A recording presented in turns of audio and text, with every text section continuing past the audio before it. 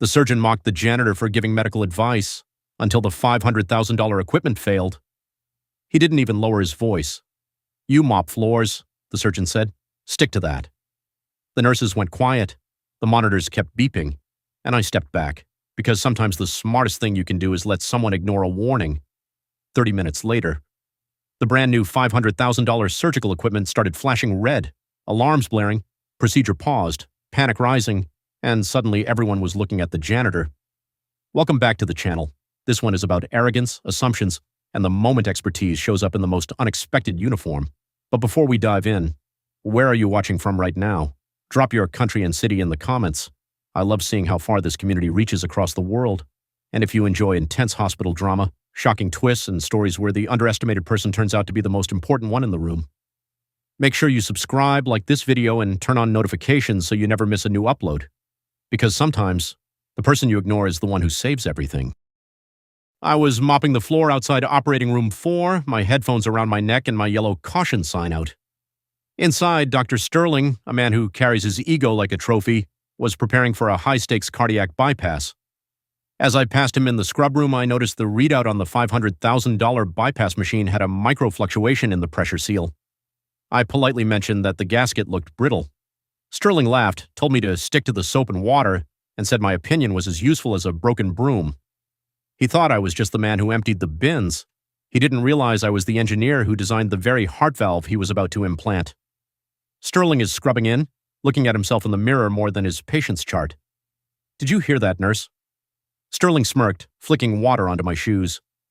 "The janitor thinks he's a biomedical engineer now.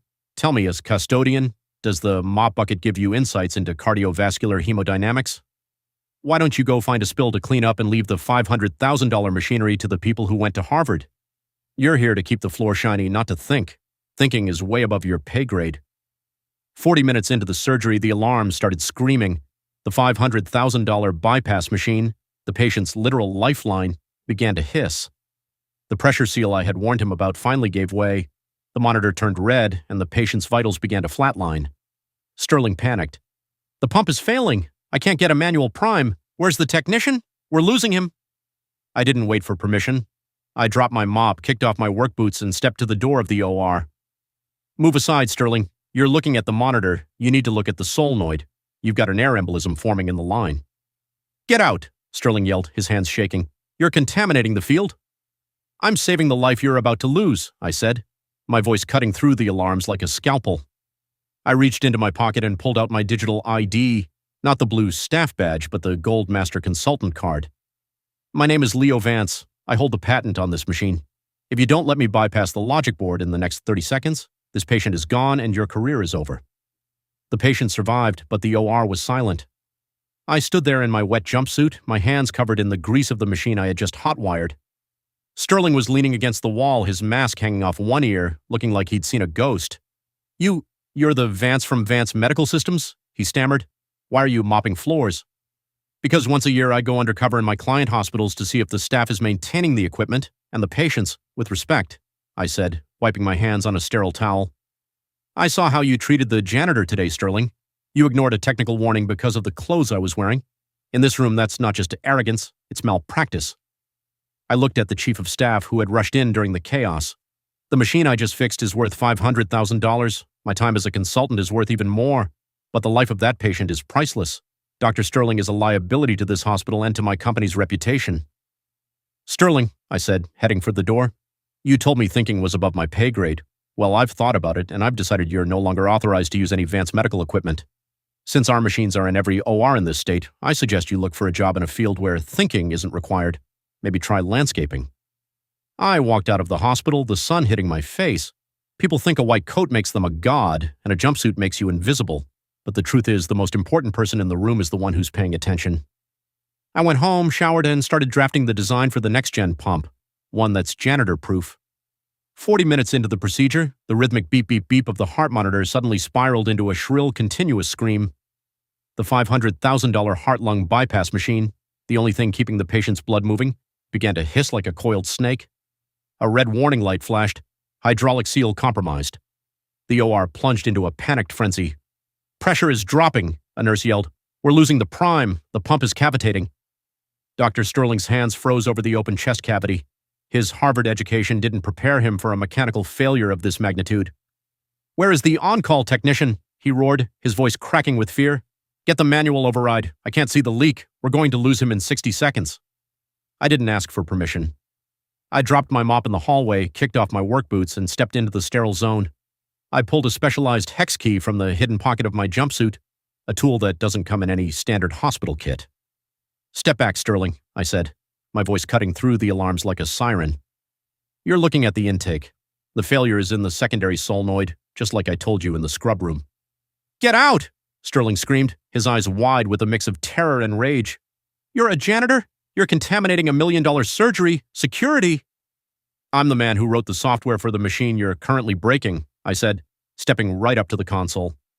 I reached into my collar and pulled out a gold-encrypted USB drive on a chain, the master key for Vance Medical Systems. "My name is Leo Vance. I hold the patent on this entire bypass array. If you don't let me bypass the logic board in the next 10 seconds, this man dies, and you'll be answering to the board for why you ignored the lead engineer's warning." Sterling went silent, his mouth hanging open behind his mask. I slammed the USB into the maintenance port.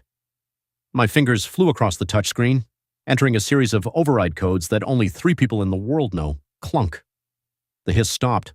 The pump roared back to life. The patient's blood pressure stabilized. The room went dead quiet, except for the steady, beautiful sound of a beating heart. The surgery ended in a heavy clinical silence. The patient was wheeled out, stable and alive, but the air in the OR was thick with the scent of ozone and adrenaline. Dr. Sterling stood by the monitor, his surgical gown stained with sweat. He tried to straighten his shoulders, regaining his lead surgeon persona as the hospital's chief of staff hurried into the room. "Dr. Sterling, we heard there was a catastrophic failure," the chief exclaimed. "How did you manage to stabilize a blown solenoid?" Sterling cleared his throat, glancing at me, still standing there in my janitor's jumpsuit. "It was a close call, sir. I managed to direct the maintenance staff here to perform a manual bypass under my strict supervision. It was a team effort, but my quick thinking—" "Your quick thinking?" I interrupted, tossing my master key onto the stainless steel instrument tray. The metallic clang echoed through the room. "Your quick thinking was screaming for security while I was preventing an air embolism. You didn't direct me, Sterling. You stood there paralyzed while I hotwired my own invention." I turned to the chief of staff and handed him my gold-encrypted ID. "My name is Leo Vance.